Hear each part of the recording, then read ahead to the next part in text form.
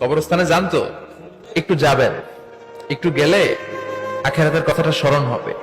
ওখানে ছোট শিশুরা শুয়ে আছে, কিশোর যুবকরা আছে, আপনার মতো তাগড়া যুবক মুরব্বীরা আছে। এরা এই এলাকায় থাকতো, এরা আকাশ থেকে নেমে আসে না, এই এলাকার সন্তান আজ নাই। একটা সার্টেন পিরিয়ড শেষে আপনিও থাকবেন না। This is the nature of life, this is the circle of life.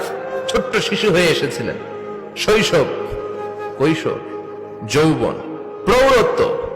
আগে ছিলেন সিঙ্গেল, বিয়ে করে হয়ে গেলেন ডবল।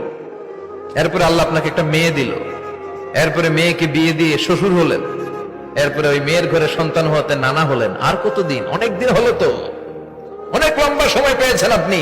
Think about that. এবার যাওয়ার কথা ভাবেন, আখিরাতের সামানের কথা ভাবেন, ফিরে যেতে হবে। কি শক্তিশালী যুবক, বার্ধক্য চলে আসলে লাঠি ছাড়া চলতে পারে না।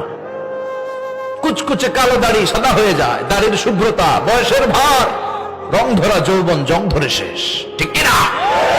This is the circle of life. যুবক ভাইরা, এটাই জীবন, চলে যেতে হবে, কেউ থাকতে পারবে না, ঠিক কিনা?